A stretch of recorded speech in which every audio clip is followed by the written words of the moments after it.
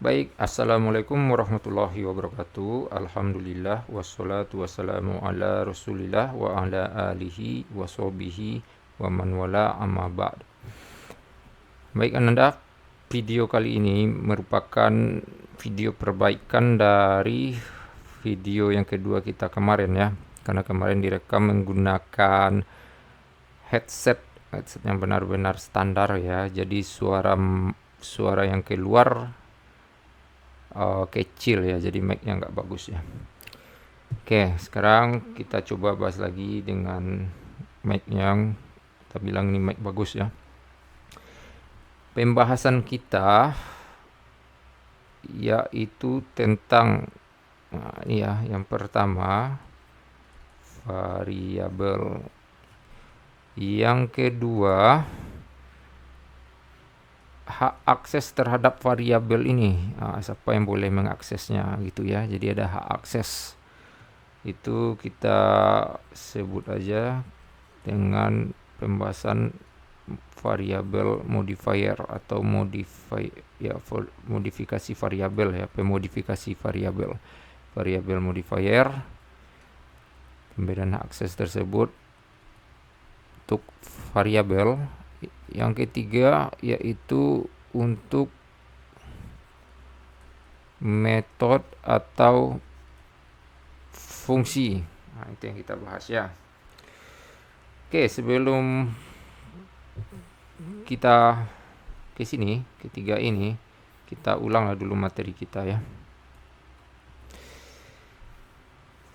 Jadi pembahasan kita tentang C++. C++ tersebut bahasa pemrograman dengan dua pendekatan pemrograman atau strategi pemrograman. Yang pertama prosedural, yang kedua OOP, berorientasi objek. Ini bahasa Inggris, Object Oriented Programming. Namun yang akan kita bahas pertama kali yang nomor 2 ini aja dulu ya. Nanti baru kita masuk ke nomor 1. Jadi apa maksudnya Object Oriented Programming ini? Yaitu kita melakukan strategi pemrograman dengan cara memodelkan atau menjadikan program-program kita itu dia berbentuk objek-objek yang saling berinteraksi. Oke ya, jadi di OOP adanya interaksi antar objek. Ini kalau komplit dia atau makanya dia ada antar objek, tapi kalau sederhana mungkin satu objek saja yang terlibat. Jadi ini kalau komplit, ini dia ya, adanya interaksi antar objek. Sekarang bagaimana cara kita menetapkan objek di dalam C++ ini? Caranya yaitu dengan menetapkan kelasnya terlebih dahulu.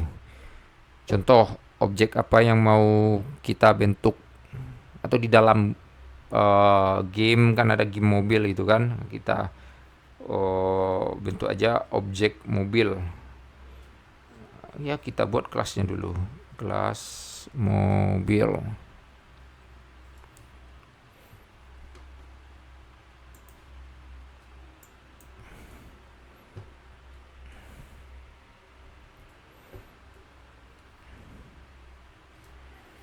Gitu ya. Ini terbentuk nih kelas mobil. Jadi cukup dengan adanya kelas tanpa adanya datanya di sini maupun perilakunya ya. Data atau perilaku itu kita bisa membentuk objek. Padahal di dunia nyata objek-objek tersebut tentunya memiliki data atau ciri-ciri. Ya kan, adanya data atau ciri-ciri. Kalau perilaku mungkin ada, mungkin tidak ya. Sedangkan ciri-ciri ini pasti ya. Contoh ya objek apa kita mouse, mouse ada ciri-cirinya, warnanya apa. Kalau mobil di dunia nyata juga ada ciri-cirinya. Nah, itu dia ya. Tapi di apa ini, di objek, di apa namanya, di C++ atau pemrograman berorientasi objek ini, ya mungkin Bapak rasa di pemrograman lain juga demikian. Kelas bisa dibentuk walaupun ini tidak ada ya. Kelas bisa dibentuk walaupun itu tidak ada, dan objek pun bisa dibentuk walaupun di dalam kelasnya sendiri data ini atau ciri-cirinya itu tidak ada. Bisa dibentuk ya. Nah, jadi yang pertama kali kita butuhkan yaitu membentuk kelas. Yang saya tahu Bapak itu penamaan kelas harus relate dengan objek kita, dan penamaannya yang saya tahu Bapak itu dia huruf besar semuanya ya. Tapi di Unreal Engine aplikasi pembuat game, ternyata kelas itu di awal-awal katanya yang apa, yang huruf besar kalau di Unreal Engine. Sekarang kita pakai aja yang ini dulu ya. Huruf besar semuanya ini ya. Jadi tidak masalah ya, mau huruf besar, mau huruf kecil, mau campuran. Nah, itu kelas itu tidak masalah dia. Oke, adanya kelas. Nah, setelah adanya kelas, barulah kita bisa membentuk objek gitu. Panggil nama kelasnya harus sesuai semuanya ini dengan ini. Nah, jangan dibedakan pula ini. Kalau seperti ini dipanggil, nah ini tidak akan memanggil kelas ini. Jadi ini terbaca lain olehnya. Makanya dia membedakan huruf kecil maupun huruf besar. Nah, ini satu kelas yang lain pula lagi. Kelas yang lain pula lagi kan, walaupun ini belum ada dibentuk kelasnya. Nah, kalau dibentuk kelasnya berarti ini satu kelas lain pula lagi nih kalau seperti itu. Nah, itu dia ya. Jadi dibedakannya ya. Ini beda dengan ini. Ya, walaupun namanya sama. Itu yang harus kita perhatikan.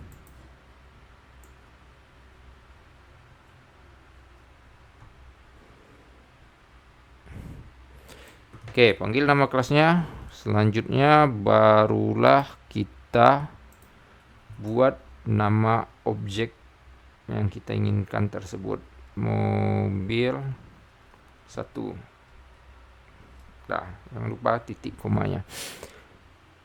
Nah, itu bisa lagi ya, mobil 2. Nah, ini objek. Oke, objek. Oke ya.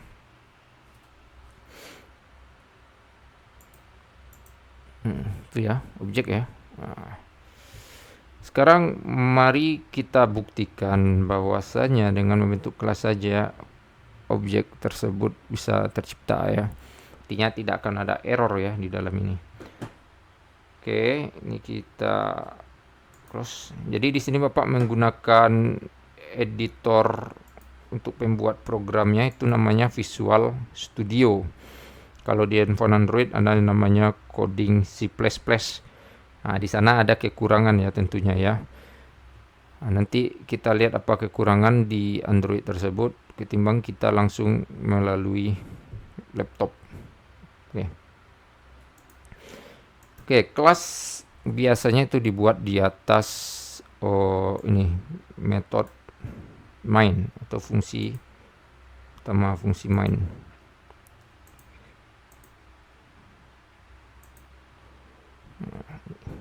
Ini fungsi ya. Nah, jadi fungsi. Nah, ini fungsi karena adanya ini. Nah, ini fungsi. Dan adanya tipe dari fungsi itu sendiri. Nah, ini fungsi. Kita buat di atas itu.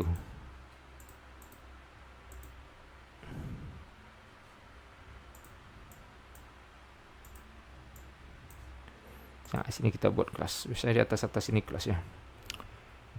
Kelas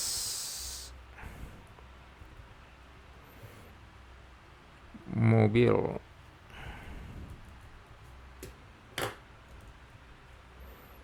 langsung otomatis ya, tidak perlu kita buat tutup kurung ini, cukup buka kurung kurawal dan tutup kurung kurawalnya juga muncul. Yang ini jangan lupa titik komanya.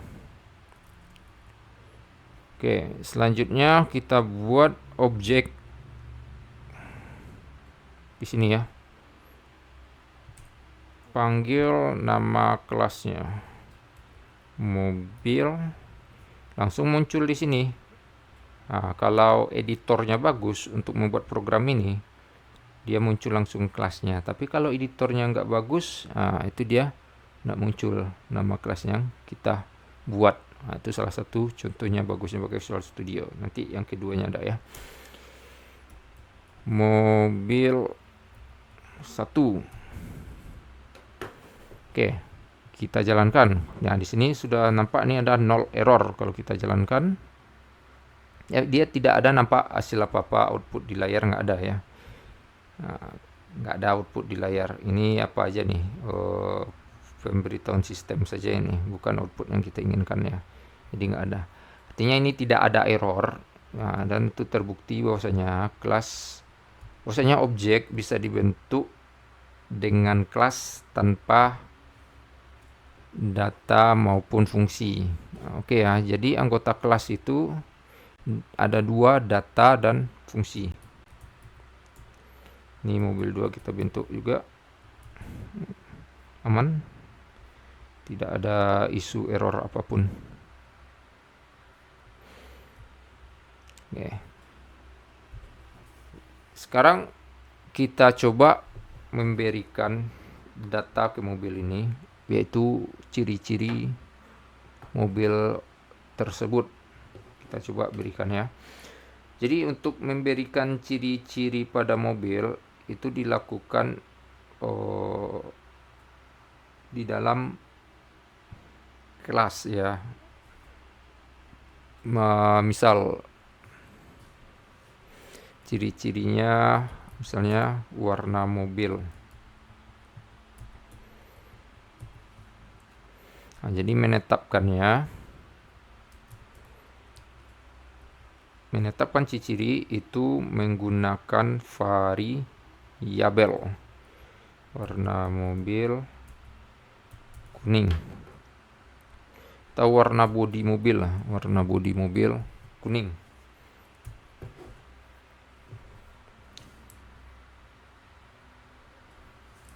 Nah, oke ya.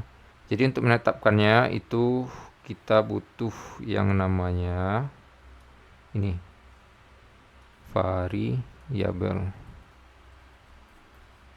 Nah, gitu Anda.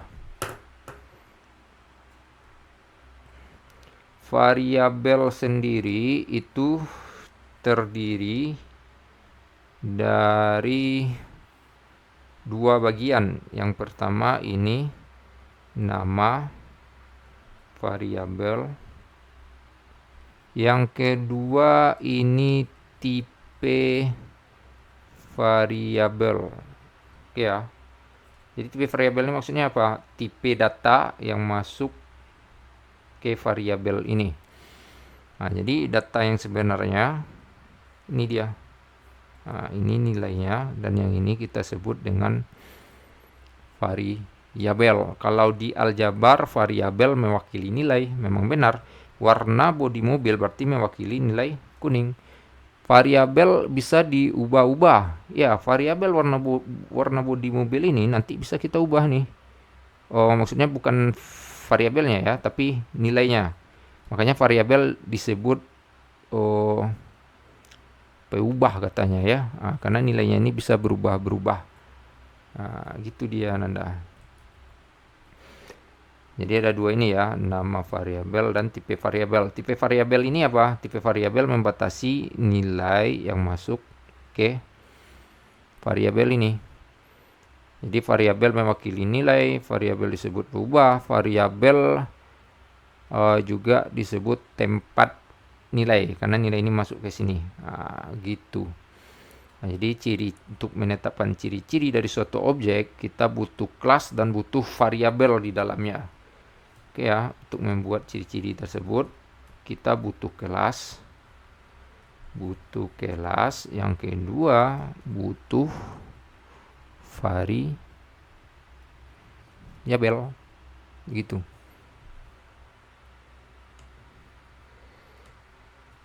Oke, mari kita lihat ya. Ini kalau kita jalankan, ini masih error Ananda. Errornya karena apa? Karena string ini bukan tipe data bawaan utama ya. Jadi dia harus kita panggil pustakanya dulu.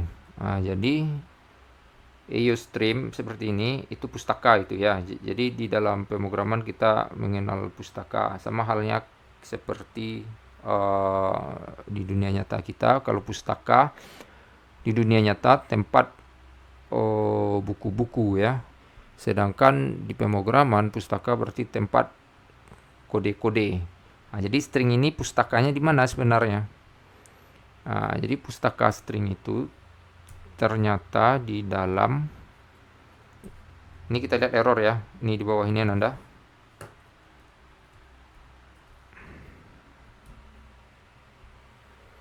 Nih, error 1 katanya, karena string itulah.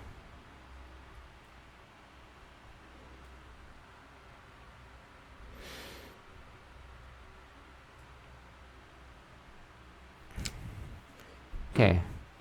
String ini dia berada di pustaka yang namanya juga string. String ini berada di pustaka yang namanya juga string. Jadi harus kita masukkan pustakanya.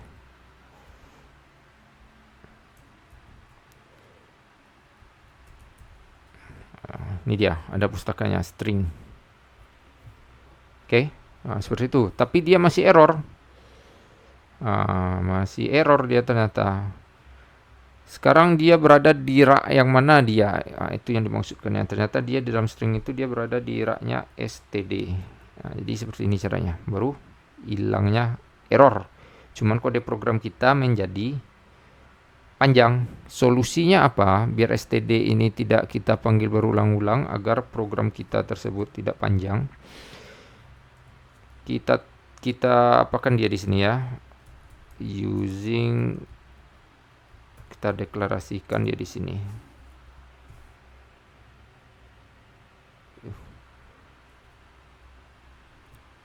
Nah, seperti itu. Dan ini kita hapus.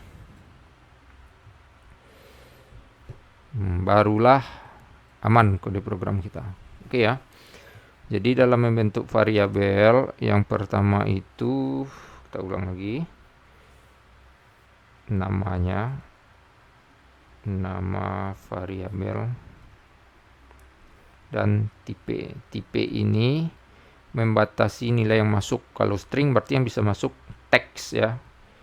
Tipe membatasi nilai yang masuk ke variabel.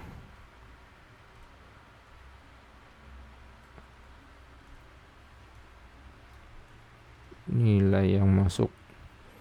Oke, kalau string itu berupa teks, kalau int bilangan bulat, min 5 gitu ya. Ini min 1, 1, 5, titik, dan seterusnya ya. Nah, gitu ya.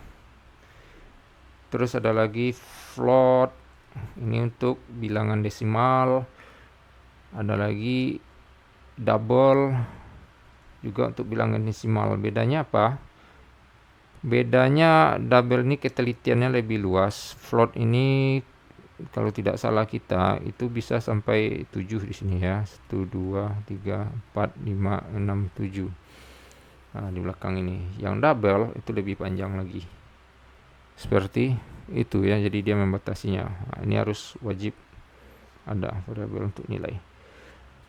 Oke, selanjutnya kita jelaskan lagi tentang variabel ini.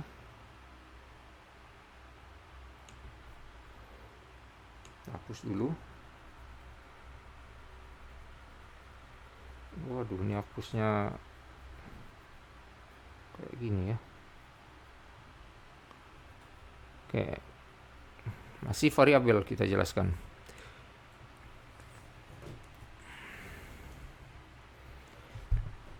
Ini lagi masuk kita penamaannya, aturan penamaan variabel lagi. Aturan penamaan variabel. Oke, aturan penamaannya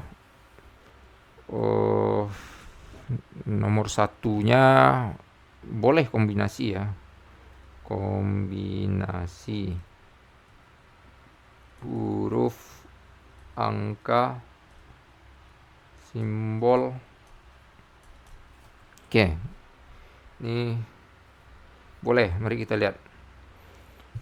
Warna kita kasih simbol, kita kasih angka, gitu ya. Dan kita lihat,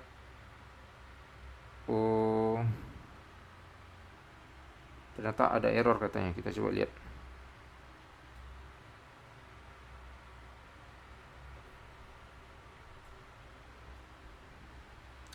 Ini error kita.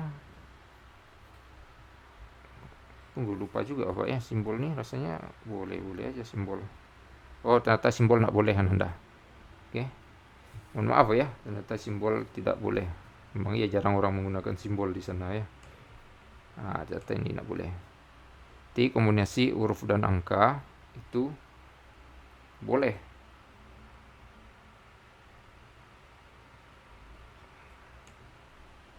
Oke, ini. Oke, boleh ya. Ternyata simbol nggak boleh ya. Oke, lanjut kita. Yang kedua,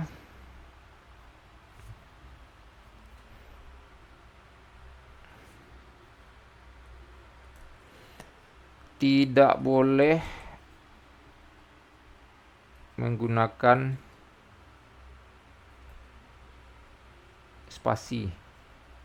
Namanya tidak boleh menggunakan spasi. Ini kita tidak boleh. Mari kita tes. Di sini udah aman, tidak ada error. Bagaimana kalau di sini kita kasih spasi? Error kah? Error, satu error. Oke ya, nampak ya, dua ini error ya. Oke, terus aturan penamaannya yang ketiga.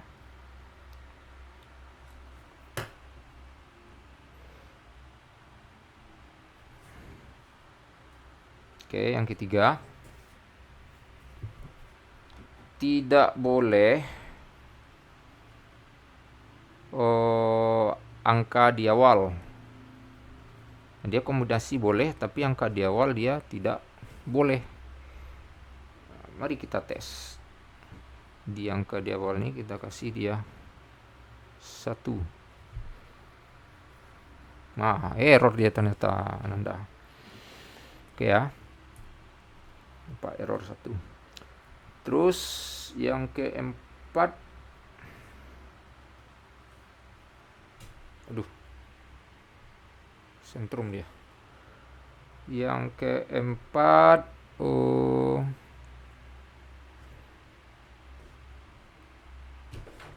kita cabut dulu chargernya. Oke, aman.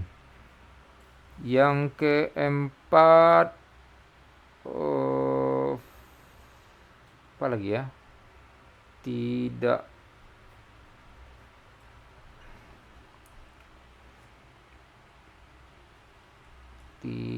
boleh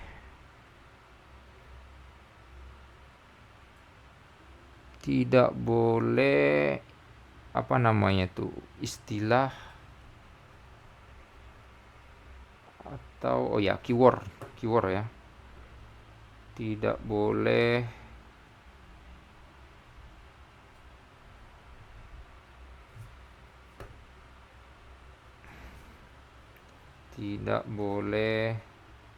keyword itu apa? Kata-kata atau kode yang sudah dimiliki oleh sistem C++ ini. Contohnya int. Itu tidak boleh kita memberikan nama variabel int, apalagi float. Mari kita lihat float. Oke, error ya, malah 2 error ya, gitu ya, int. Tapi yang ajaibnya string ini mungkin bisa nih. Oh ya, error ya. String malah bisa dia ya. Tapi itu untuk jaga-jaga kita, tidak usah kita buatkan dia ya. Keyword tersebut tidak boleh dia.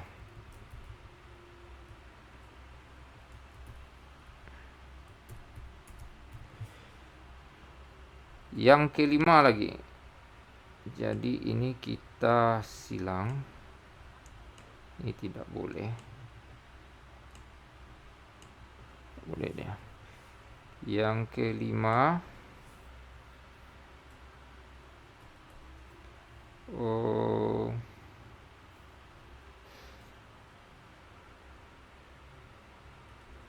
boleh menggunakan underscore. Maksudnya apa? Boleh menggunakan underscore. Kalau Ananda mau memisahkan ini, kata-kata ini, Ananda boleh menggunakan underscore seperti ini. Tuh, no error ditemukan. Dan juga boleh menggunakan underscore di awal. Aman ya, tidak ada error ditemukan. Oke, seperti itu ya. Rasa Bapak ini sudah rasanya ya aturan ini. Tapi kalau lebih baiknya coba Ananda cari di ChatGPT atau Gemini yang punyanya Google. Coba deh cari itu aturan penamaan variabel dalam C++, dijawabnya itu ya. Oke, ini sudah oke. Berarti ini kita hapus saja lagi ya. Begitu aturannya. Dan ini mobil sudah terbentuk. Sekarang ketika mobil satu ini terbentuk, sejatinya kelas ini dikopikan ke mobil satu. Jadi dikopikan, bukan dia berbagi kelas. Tapi yang ini artinya kalau berbagi kelas dia berbagi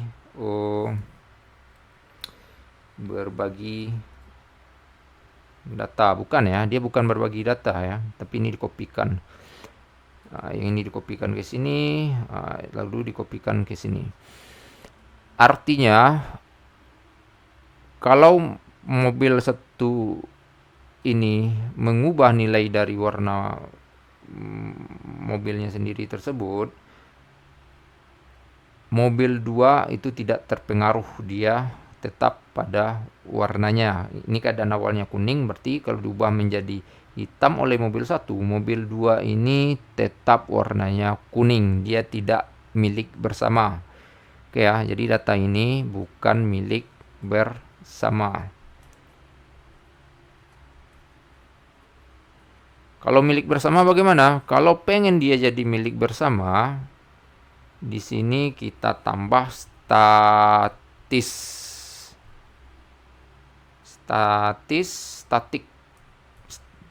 atau statis ya, statik.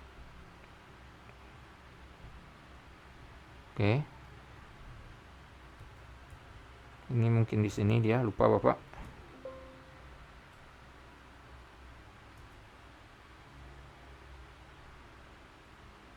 Ini error dia ya. Cuman dia ada aturan mainnya ya. Ini ada satu error ditemukan.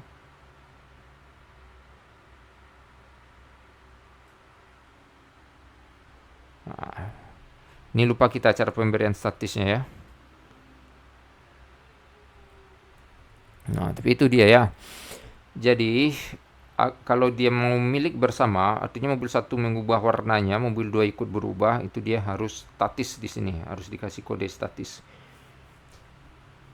Kalau seperti ini saja, dia berarti milik sendiri-sendiri, dikopi ke sini, dikopi ke sini. Ya, nanti kita buktikan. Sekarang bagaimana untuk mengakses data ini? Misalnya ada suatu objek, dia menginginkan data dari mobil satu ini misalnya. Bagaimana cara mengakses datanya? Atau kita sebut aja objeknya cout ya. Dia mau menampilkan ke layar data dari warna bodi mobil ini. Caranya bisa diakses secara langsung oleh objek atau melalui metode yang ada pada kelas ini.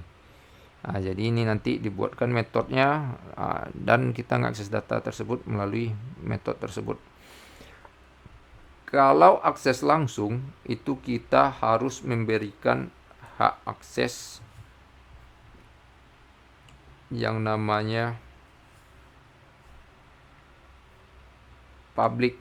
Jadi kita harus memberikan hak akses public terhadap variabel tersebut. Seperti ini ya Nanda. Nah, jadi kalau seperti ini, data ini bisa diakses langsung oleh objek.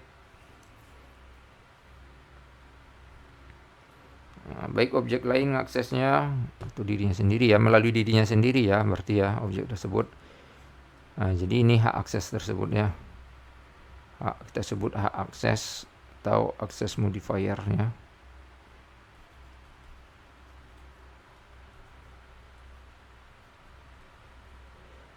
Ini bisa langsung diakses oleh objek yang bersangkutan. Oke.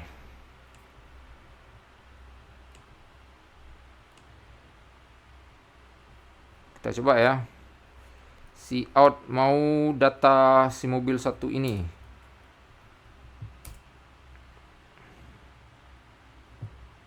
Oke, kita tampilkan dulu keterangannya, data mobil 1.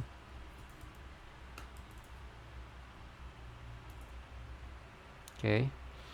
Langsung, kalau langsung seperti ini Anda. Mobil 1 kita panggil namanya, nama mobil tersebut, kita kasih titik. Nah, langsung tampil dia warna bodi mobil. Kalau pengen akses langsung, ini akses langsung namanya ya. Nah, oke, kita tutup. Nah, seperti itu cara manggilnya. Kita jalankan. Nah, keluarlah ini ya.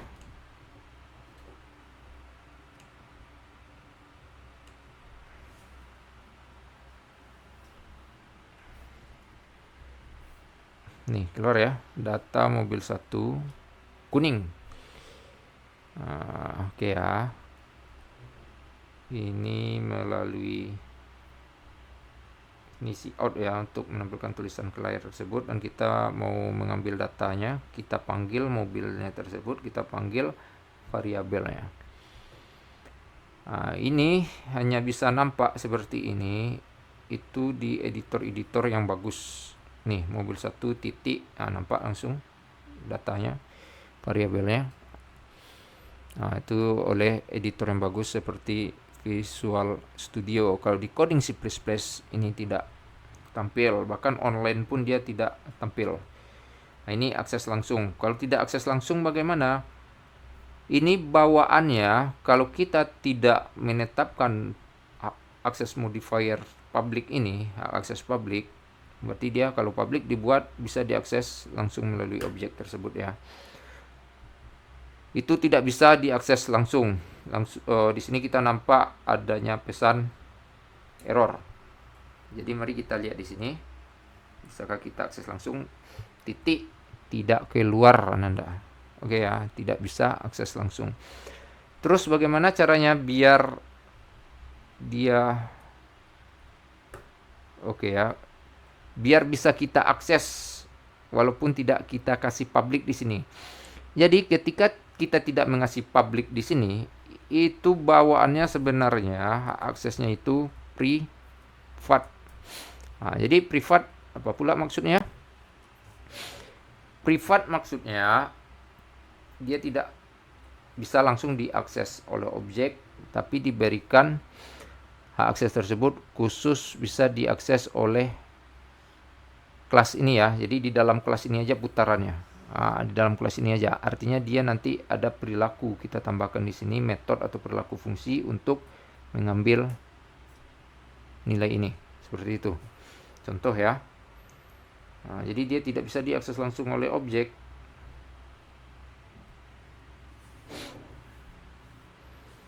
Kita harus tambahkan di sini metode, dan metodenya harus public, jangan privat. Metodenya mendapatkan nilai. Kita dapatkan nilai warna mobil. Seperti apa caranya? Warna mobil itu dia mengembalikan, berarti kalau mendapatkan kita, berarti nilai ini yang kita inginkan. Itu harus kita buat tipe dari nilai tersebut dulu. String, nilai yang kita inginkan tersebut. Kalau dalam bahasa Inggris mendapatkan itu get ya, get warna bodi mobil. Seperti ini cara buat metodenya. Terus kita kembalikan dia return warna bodi mobil seperti ini. Seperti itu cara mendapatkannya. Sebagaimana Bapak bilang tadi, kalau dia tidak kita deklarasikan hak akses tersebut, berarti ini privat.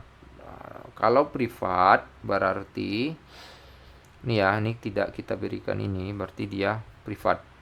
Kalau privat dia tidak bisa tampil di objek nih. Mobil 1 yang data tersebut tidak bisa diakses langsung, dan metode pun tidak bisa diakses langsung, tidak ada yang tampil. Metode maupun data tidak ada yang tampil. Solusinya apa? Kalau untuk privat lagi ya, kalau untuk public itu sudah oke kita ya. Kalau untuk privat solusinya, ini kita perjelas dia privat. Kalau kita letakkan privat di sini, berarti ke bawahnya ini juga privat, kecuali ada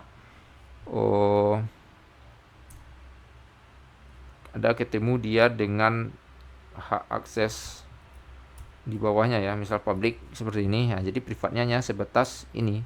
Kalau ada lagi di sini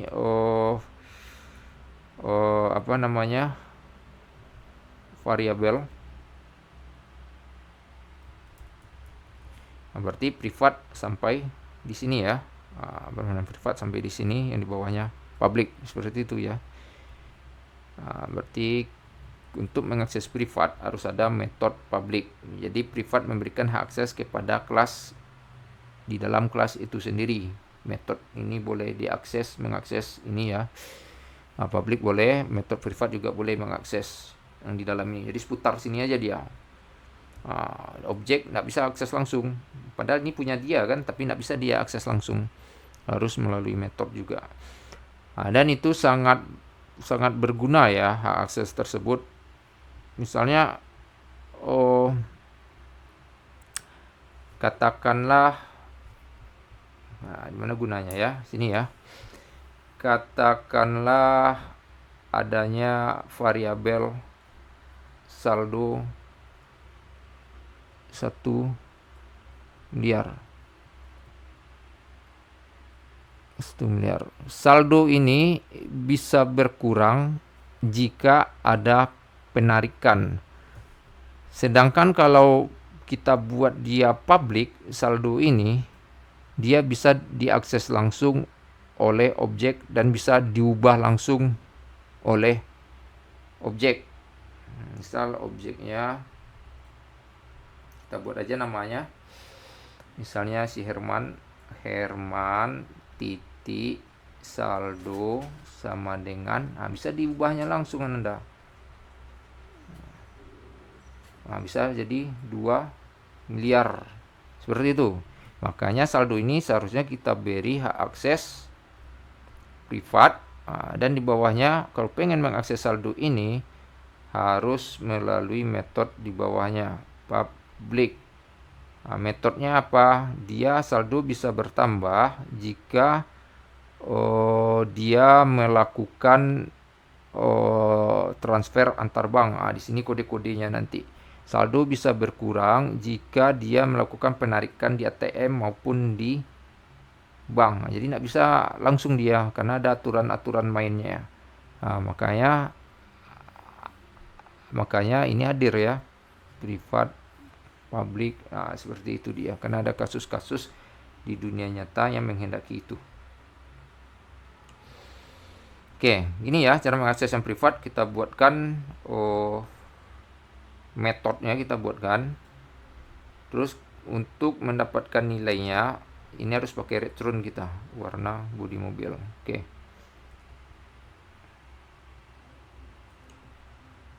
Ini semoga bisa difahami. Sekarang kita akses dia tidak akses langsung ya pakai metode. Kalau sudah kita buat public, metode tersebut bisa tampil di sini, mobil 1 titik. Ini dia get warna bodi mobil. Dan ingat metode menggunakan ini ya, kurung biasa itu ya. Oke, kita jalankan. Oke ya, mobil 1 kuning, dapat kita datanya seperti itu. Oke, sekarang kita kembalikan dia ke public aja semuanya. Berarti untuk hak akses Bapak rasa sudah oke ya. Jadi hak akses yang kita bahas tadi apa? Akses untuk variabel, akses modifier variabel, dan yang kedua metode. Oke. Ini sudah ya. Sudah kita bahas. Oke, selanjutnya kita tambah sedikit lagi.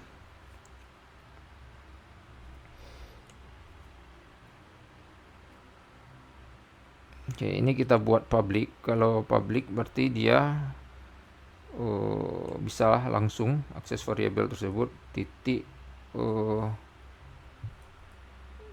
apa ini? Titik. Nah dia sudah. Ini belum ya. Ini kita buat public. Berarti sampai ke bawah public dia. Sampai scope kelas ini public ya, sampai ke bawah ini public dia.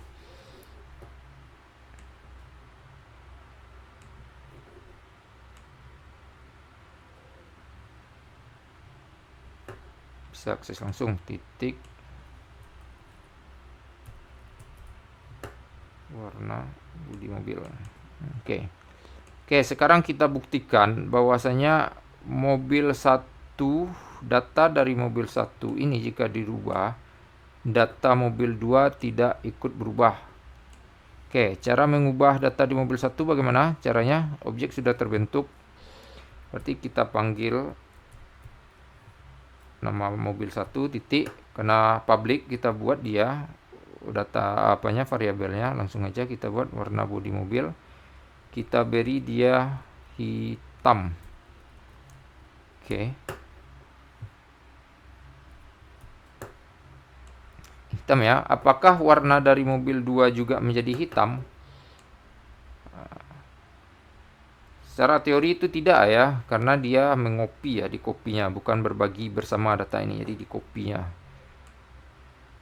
Mari kita lihat si out data mobil 1, warna mobil. Oke, jadi untuk mengubah warna, panggil mobilnya, terus panggil variabelnya, tugaskan nilainya, seperti itu.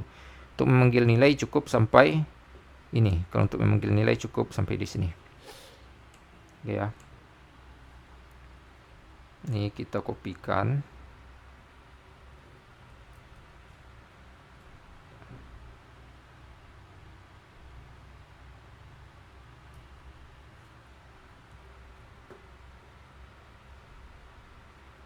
Data mobil 2, keterangannya ya, mobil 2 titik warna mobil, warna bodi mobil, itu kan datanya kan dikopikan ya. Yang ini NL itu artinya baris baru. Yang ini kita kasih juga lah NL.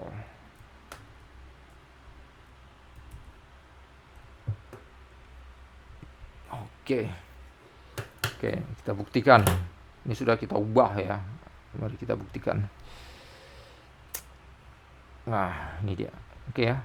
Data mobil 1 kita ubah dia menjadi hitam dan mobil 2 tidak terpengaruh karena itu di copy. Kecuali kita berikan statik di sini. Cuman Bapak lupa caranya nih statik ini ya. Nah, oke lah Nanda, sekian dulu pembahasan kita kali ini.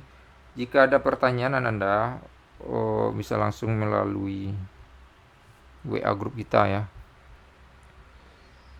Atau tinggalkan komen di YouTube, mudah-mudahan terbaca oleh Bapak. Oke, Assalamualaikum warahmatullahi wabarakatuh.